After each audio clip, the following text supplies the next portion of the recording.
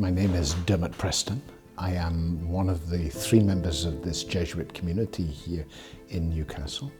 We are based in a parish, an old Dominican parish, St. Dominic's. The church is built on top of Hadrian's Wall. If you were to travel out this door and go down across the huge bridge just as over there, you get into the area known as Byker. That's Byker of Byker Grove. If you move towards this side of the city, the eastern side of the city tends to be more deprived.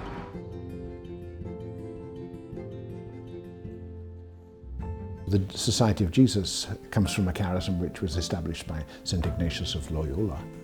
His hope was that Jesuits entering into the world would help souls, but it's a very wide brief. So we're missioned to try in some ways to help the people that we encounter. And if that means doing work with refugees and feeding the poor, that's what we should be doing. If that means education and schools and colleges and universities, that's what we should be doing. Finding the need wherever it is and trying to respond to the best of our ability. So that can often take us out from what would be the parish structures, encountering people which in fact may not darken the doors of a church in that way. Preaching the good news through these various other avenues. The St. Vincent de Paul, which is physically next door to us, they have on a Tuesday morning a time where meals are given out. I normally just go and help and serve in the kitchen and around the tables.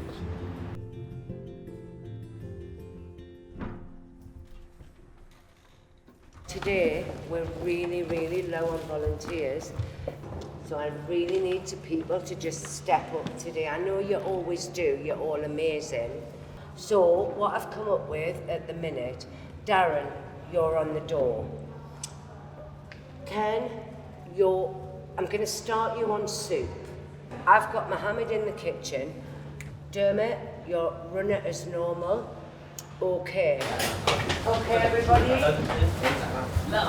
What about action stations in 1 minute, Lucy? At 11 o'clock, we open the doors. It's open to anybody who'd like to come. Some people are low income, some people are on the streets, some people hostels, refugees, all sorts of different people like that. So they'll open it up, they'll bring people in, and then they'll come in and they'll here for the next 2 hours, meals will be given out. It's a 3-course meal, so there'll be kind of soup to begin with, a main course, which will be then do, and then a dessert.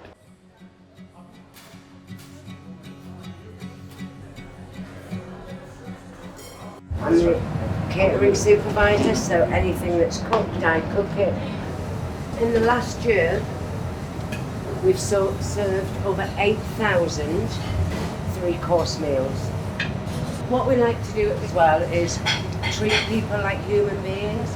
So we've got it like a restaurant, so they'll come in, they'll be seated, people will take their order, then they serve their food, because they might be homeless, they might be struggling, but they're human beings.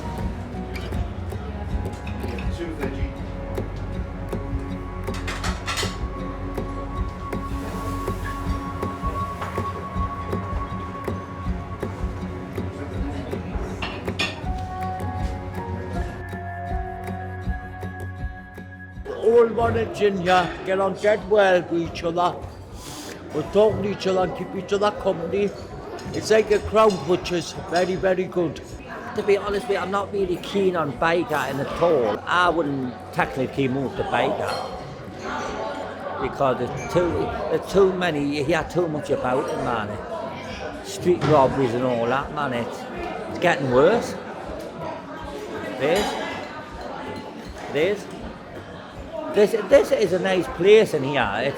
It's nice. I mean, you do get trouble wherever you go, you know what I mean? But if you keep yourself to yourself, you'll be all right.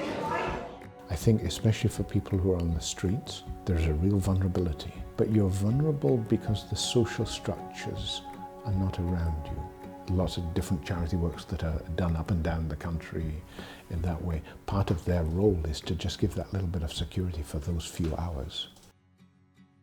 I think it's brilliant. It's best for the community. It's somewhere for them to go for a couple of hours. When we come here, it opens so many doors, doesn't it? We find out all little groups and things that are going on, and then we link in with them. And there's a lot of services coming as well, so you've got your mental health services, your homeless services. We love it. I think it's dead inspirational when you walk through and it's all the laughter and the chatting. It's lovely. It's the highlight of a lot of people's weeks. I suppose I find that going into a situation like that is actually, it puts me at sea a little bit, really. It's an area which I'm not in command of, not necessarily feeling at ease in, but for that very reason, actually, it's important. That day-to-day encounter is really important for me because the Spirit of God is operating in all of those human hearts, and none is more important than the other, whereas I suppose I've been given a lot of benefits over the years. I know that that can make me arrogant, so it's a great grace to be able to help in a small way over next door. In the name of the Father, and of the Son, and of the Holy Spirit. Jesus' time in Galilee has been a time of great miracles and preaching, and people follow him. Thousands of people are following him. But there's a realization in Jesus, and you can see coming out in this particular passage, that a lot of people knew Jesus, but had they changed their lives because of what they'd heard and what they'd seen? Ignatius has that very strong feeling that you must look at the presence of God in all things. All of the things that you're doing, they're touched by the Spirit of God. And at the end of the day, when you look back in the examen prayer, it's important. What you're doing is you're looking often at the movements of the Spirit that your eyes didn't pick up first time round, to see where God has been in every heartbeat of the day.